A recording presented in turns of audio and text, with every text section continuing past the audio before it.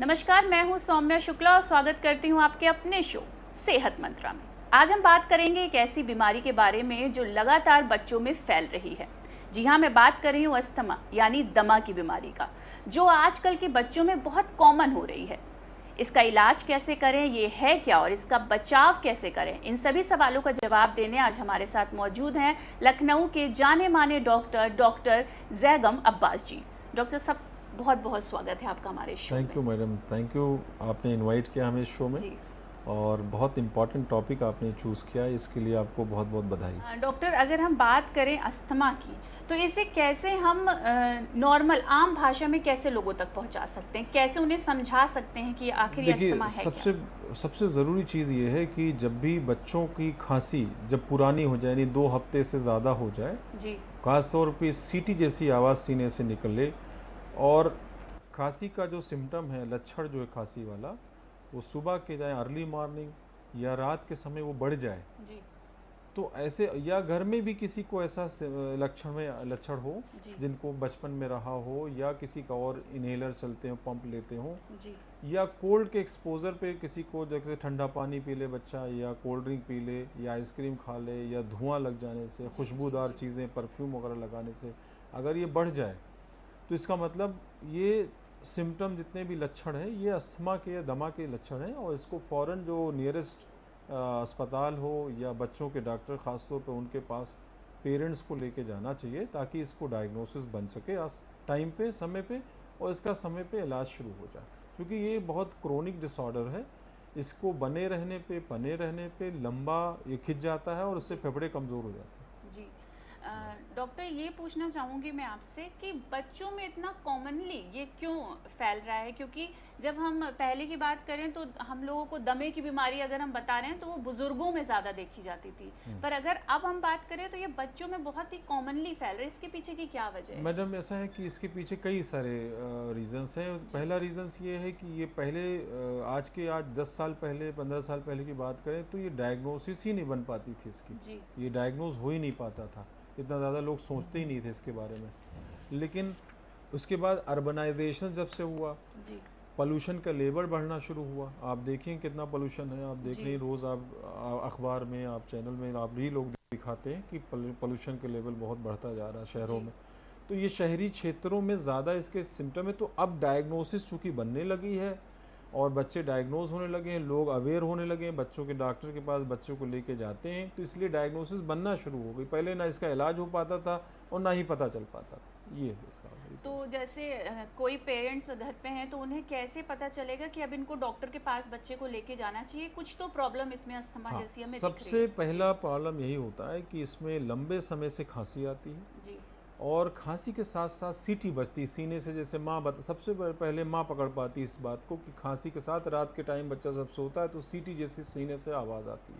जी। और ये खांसी अगर इसका इलाज ना किया तो जाती भी नहीं है। जी। हाँ, दिन में थोड़ा कम होगी, लेकिन रात के समय ये काफ़ी बढ़ जाती है, या जो सुबह का टाइम होता है उसमें भी काफ़ी दिक्कत कर, सीना भारी सा फील करेगा बच्चा, टाइटनेस फील होता है चेस्ट में, खांसी बहुत आती है, जी। सीटी, या कभी कभी तो पसली भी चलती है, इसे पसली कहते हैं, फास्ट ब्रीदिंग। जी। जी। तो जब फास्ट ब्रीदिंग होती है तब पेरेंट्स लेके जाते हैं अस्पताल में, नहीं तो क्या करते हैं कि कफ सिरप, ये जो आमतौर पे जिसे हम क्वैक्स कहते हैं, या मेडिकल स्टोर से पेरेंट दवा ला ला के खांसी का सिरप पिलाते रहते हैं। इसीलिए ये बीमारी मतलब ठीक नहीं हो पाती है, और बहुत लंबे समय से फिर बच्चे का परमानेंट फेफड़ा ख़राब हो जाता है। जी।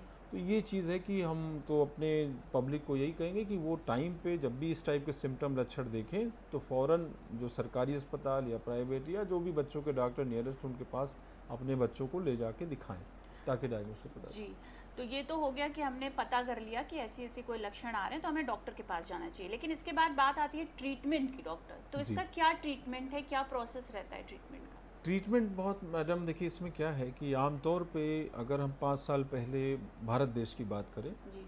5 साल पहले, या यूँ कहूँ कि 10 साल पहले, तो इसका इलाज इतना ज़्यादा अवेयरनेस हमारे समाज में, जो मेडिकल समाज की मैं बात करूँ, जी। मैं समाज की बात नहीं जी। कर रहा जी। जी। हूँ, जो हमारा मेडिकल साइंस में हमारे भारत देश में जो हम लोग प्रैक्टिस करते तो उतना जो स्टैंडर्ड थेरेपीज़ की जो बाहर देशों में पहले, आज की 20 साल पहले 25 साल पहले हो चुकी थी, यहाँ पे भी कुछ कुछ सेंटर्स करते थे, लेकिन उतना अवेयरनेस नहीं थी, तो वो प्रॉपर ट्रीटमेंट बच्चों को मिल नहीं पाता था।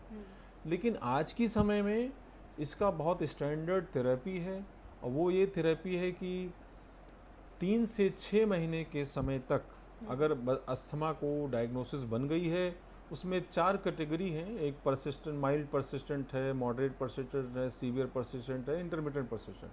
अगर परसिस्टेंट वैरायटी की आपकी अस्थमा की डायग्नोसिस बन गई है दमे की, तो उसमें 3 से 6 महीने का कोर्स चलता है। वो इन्हेलर के फॉर्म में भी होता है, नेबुलाइजेशंस के थ्रू भी देते हैं, कुछ ड्राई पाउडर इन्हेलर भी आते हैं। तो बेसिकली इन्हेलर चलते हैं बच्चों को, जैसे बड़ों को दिया जाता है अस्थमा में, वैसे बच्चों को भी चलता है। लेकिन बड़ों को तो बहुत आसानी से एक्सेप्ट हो जाता है, समाज एक्सेप्ट कर लेता है, लेकिन अगर जब हम लोग बच्चों को यही प्रिस्क्रिप्शन देते हैं इन्हेलर, तो पेरेंट्स उसको रिफ्यूज़ करते हैं, कहते इतने छोटे बच्चों को आपने इन्हेलर पकड़ा दिया। तो उसमें हम लोग के लिए बहुत चैलेंजिंग भी है।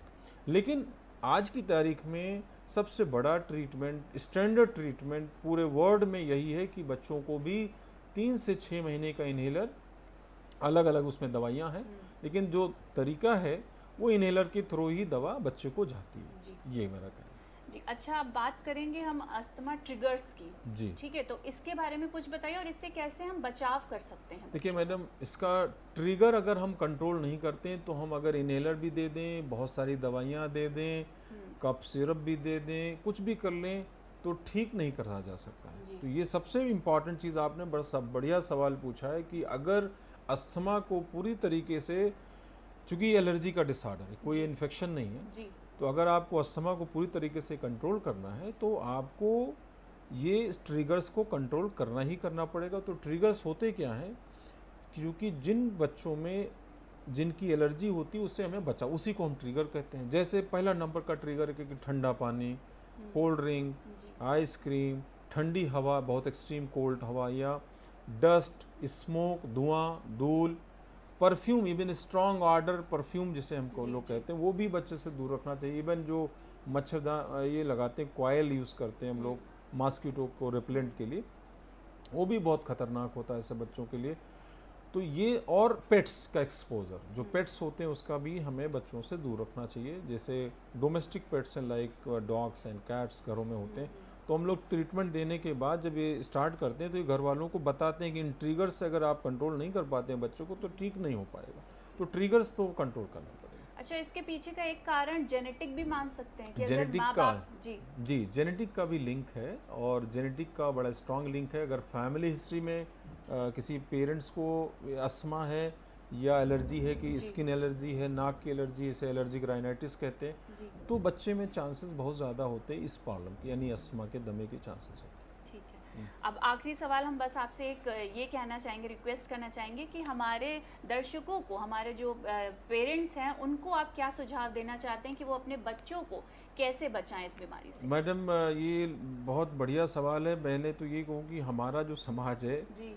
कि हर चीज़ में, हर इलाज में मिथ बड़ा है, और ख़ास तौर पे जब प्रॉब्लम लंबी वाली होती है, लंबी बीमारियाँ, जैसे ये अस्थमा दमा एक लंबी बीमारी है, क्रोनिक प्रॉब्लम, ऐसे और भी कई सारे क्रोनिक प्रॉब्लम जब होती है, तब जब पेरेंट्स थक जाते हैं, कहते 1 महीना इलाज दिया, 2 महीना, 3 महीना, इतने छोटे बच्चों को पंप पकड़ा दिया, कहते पंप दे दिया, तो उसको एक मिथ की तरह लेते हैं और इस समाज बुरा मानता है। इसीलिए हम, जैसे हम लोग के पास अभी आज हमारी डॉक्टर साहब है मानसी, उससे रिसर्च डेटा प्रेजेंट करने जा रही हैं, तो यही बताने जा रही हैं कि अगर 100 बच्चों को हमने थेरेपी दिया, तो उसमें से करीब 60% 1 महीने बाद छोड़ देते हैं। तो ये सबसे इम्पॉर्टेंट है इसमें कि आपको इसका इलाज छोड़े ना, पहले तो जब सिम्टम लक्षण दिखें डॉक्टर के पास जाएं।